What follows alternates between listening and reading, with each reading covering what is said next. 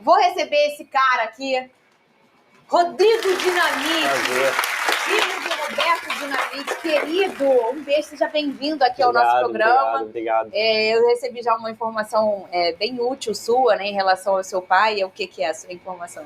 Não, é porque em 2012, foi 2012? Foi. Aconteceu aquele... Um negocinho, né? Que não era para ter acontecido, foi irregular, né? Todos sabem. Não foi. Não tem raiva. Foi no momento ali do lateral, né? Que você entregou a bola na mão, que não pode, né? E meu pai era presidente na época.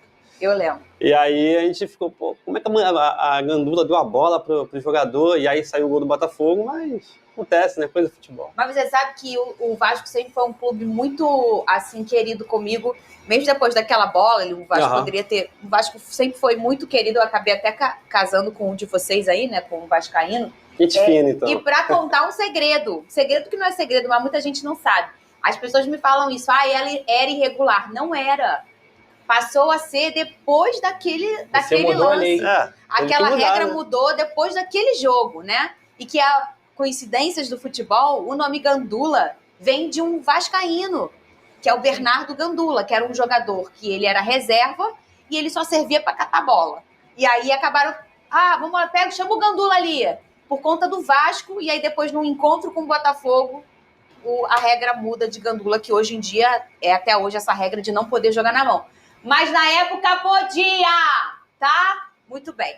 Seja bem-vindo aqui. Obrigado. E eu queria que você falasse... Eu já vou te fazer uma pergunta. A gente vai falar desse Vasco atualmente, mas eu já vou te fazer uma pergunta. A gente viu o seu pai sendo o maior ídolo da história, o maior ídolo da história do Vasco, mas sendo presidente. E agora a gente está vendo um outro grande ídolo, que é o Pedrinho, sentando na mesma cadeira. O que você achou aí da presidência aí agora do Pedrinho? Fernanda, quando se fala de política de Vasco, eu fiquei meio off depois de tudo que passou, né? Mas eu acho que foi o que eu até falei com o Pedrinho, falei com o Levin também.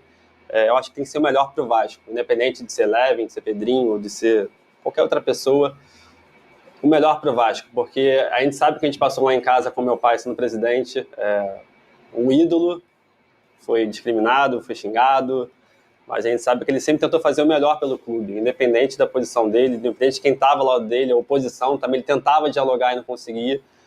Mas fiquei feliz, eu acho que o Pedrinho é um cara que representa o torcedor vascaíno, é um ídolo, querendo ou não, é um ídolo, tá passando agora, é ele, meu pai. E eu acho que ele tem tudo para dar certo, hoje um pouco menos pressão, né, do que era antigamente, por conta da SAF, mas que tenha um diálogo direto com a SAF, que possa ajudar o clube da melhor forma possível. E mais condição de trabalho hoje em dia do que na época do seu pai. Quer fazer uma pergunta para ele, Lucas Pedrosa? Eu queria, na verdade, pedir para ele contar a história, e eu falei com ele já no direct, foi por isso também que eu convidei ele aqui. No jogo contra o América Mineiro, o Vasco estava empatando até os 45, 46 do segundo tempo, todo mundo nervoso, já apreensivo, já acreditando que a gente ia perder ponto para o time rebaixado, que é muito complicado. E aí o Paê faz aquilo ali. Inclusive, eu não só queria que o Rodrigo contasse a história do gol, mas como foi, desde o momento que o Paê chegou aqui, Rodrigo, a história dele com o seu pai, o quanto ele já mostrou o interesse na história do seu pai. Então, vou falar do início só para vocês entenderem. Eu sabia que era no Paê, né? A contratação, até já vi ele jogar lá fora. Só que eu não esperava o entendimento dele, assim, não só com o Vasco. O Vasco, eu acho que ele teria que entender vai entender ainda o que é o Vasco, ainda está muito recente, mas com meu pai. Assim, quando eu tive com ele, eu tive com o Paê e com o Túlio na apresentação dele no clube.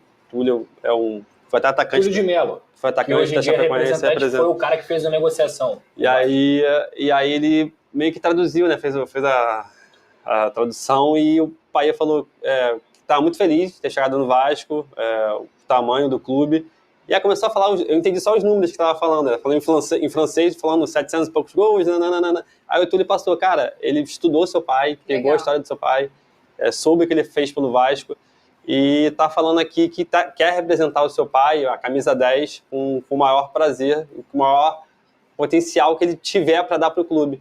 E isso me deixou espantado, porque um cara que, o Paê, né? Francês, o cara que tá lá 36 anos já, não precisa chegar e estudar o maior ídolo.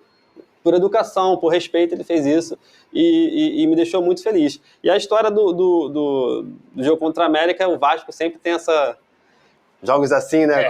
Quando o time tá lá embaixo, eu falo, cara... E eu já sabia que era um jogo difícil, porque o América joga bem. Não é um time... Assim, eu acho que não merecia estar na posição que tá. Uhum. E aí, primeiro tempo eu vi da arquibancada, porque eu sabia que ia subir o mosaico. Segundo tempo eu fui para social e a Roberta foi. Minha irmã não é de ir pro jogo. A Roberta fica muito nervosa, ela fica em casa. E aí eu sentei perto dela na social e, 40, 41, 42, 43 e nada. Aí 45, falta pro 48, falta pro Vasco, né? Aí ela... Eu não estava do lado exatamente, que estava amigo do meu pai, e ela falou que pegou um cordão que meu pai deu, eu sei qual é o cordão, beijou e falou, pai, desce e ajuda a gente. Caramba! E aconteceu aquele feito... Que a gente até mostrou aqui a comparação dos dois gols, que são muito parecidos, né? A gente me lembra aqui o nome da página que fez Edith esse vídeo. CRVG. Muito legal a página que fez esse vídeo, que a gente até exibiu por aqui. E o gol do Roberto, igualzinho. E foi o último, né? Foi o último gol dele de falta. O Pedrosa até trouxe a informação que o gol do Dinamite de falta foi em cima também de um América. América de Três Rios. Sabe quem chegou aqui? O Big Boys. Chegou? Oi, Big Boys. Tá vendo um homem aqui hoje? Vamos chamar isso aqui? É isso aí, ó, que a gente vai chamar? Hein? Então, porque olha só, buscando se afastar ainda mais do Z4, a gente já tá falando aqui, Rodrigo, de um Vasco brigando pra Sul-Americana, que a gente é abusado, né? O Vasco segue a preparação para enfrentar o Cruzeiro. Medel foi suspenso na seleção chilena e deve ir a campo pelo Cruz Maltino. Olha o sorriso do homem. Tu viu ele ontem fazendo... Ele pegou uma pá e cavou o cartão amarelo. Foi isso que ele fez ontem. E que legal, que bom pra gente que ele vai enfrentar o Cruzeiro, né? Tá tomar, né? Ficou ali, o juiz separou, botou a mão no peito dos dois, ele voltou e tomou o cartãozinho, tá de volta. Que personagem importante está sendo o Medel, Não, né? total. Acho que o Medel é um dos principais ali no Vasco hoje. É um cara que é uma referência, não só ali atrás, né? Mas vai no juiz, fala com o Vegete, fala com todo mundo no campo. Eu acho que é essencial a presença do Medel contra o Cruzeiro. E você acompanha o Vasco bem, assim? Você tá... Fernanda, desde que eu entendo por gente, né? Não tem como. Eu vivi 13 anos no Vasco, né? Então, assim, jogando e depois acompanhando, um período distante por causa da política. Mas é meu time de coração, é o clube que eu amo e vou defender sempre. Cara, se não fosse o clube que... Né? Imagina, o Venê, tá maluco, de quem que ele é? O sangue que corre naquele braço. Embora de casa. Não tem jeito. Uma dúvida aqui sobre essa sua história com o pai. Depois você teve contato com ele? Ele ofereceu a camisa, por exemplo, para a família, para vocês? Teve algum contato entre vocês? A camisa do jogo contra o Fluminense, né, no Engenhão 4-2, eu falei com ele, falei, quando você jogar o primeiro jogo, eu faço questão de ter essa camisa guardada, porque, a camisa número 10, meu pai usou e tal. E agora, após esse jogo contra o América, eu já sabia, eu postei, né, e ele sempre reposta, é uma parada impressionante. Ele repostou e botou obrigado. Aí a gente começou a falar, botei o tradutor no Google, né? Como tá na internet tá maluco, bom, né? Não tem como, francês. Eu perguntei isso porque ele ficou apontando ali para a imagem do seu pai. Mas, cara, foi dele. É isso. É uma coisa, ele fez, assim, eu não esperava. Eu vi na hora, isso aqui não dava pra ver, assim, que era pro pet do meu pai. E eu agradeci, falando, cara, muito obrigado pela homenagem. Porque depois, voltando no carro, eu comecei a ver que ele ficou apontando. Sim. E foi dele. E a camisa desse jogo agora, contra o América, na próxima concentração do Vasco, ele falou, passa lá no hotel que eu vou te dar essa camisa também. Gente, quer dizer... Aí eu falei, vou fazer um... Ou seja, a camisa tá contigo.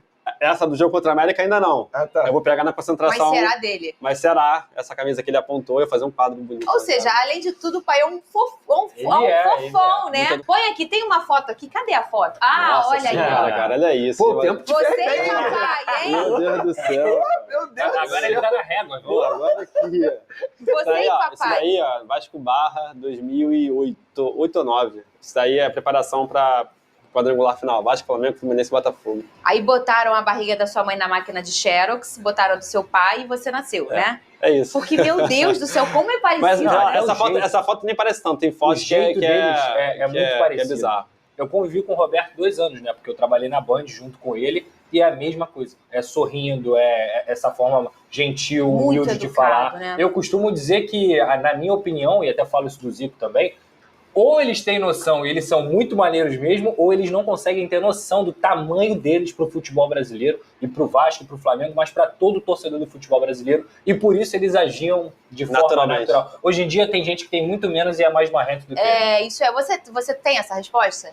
Ele tinha noção ou ele era maneiro Então, mesmo? eu acho que ele tinha essa noção do que ele representava, só que, como o Pedrosa falou, não total, entendeu? Porque era uma coisa... Onde a gente ia? A gente foi pro Nordeste, a gente foi pro Sul, a gente foi pra Manaus. A gente chegou em Manaus, parecia que o Vasco estava chegando. Assim, ele era o Vasco, né? Ele era o Vasco. Eu tenho uma dúvida, assim, ele foi presidente. Sim. Obviamente, isso aí, em alguns momentos, ele recebeu muitas críticas. O que mais magoava o seu pai nessa época como mandatário? Que ele chegava em casa desabafando, assim. As pessoas que estavam com ele no primeiro mandato deixarem ele no segundo. Porque o primeiro foi uma reformulação, não tinha roupa no Vasco. Chegou no almoxarifado, não tinha nada. E ele teve que reformular tudo, contratos, as dívidas, enfim.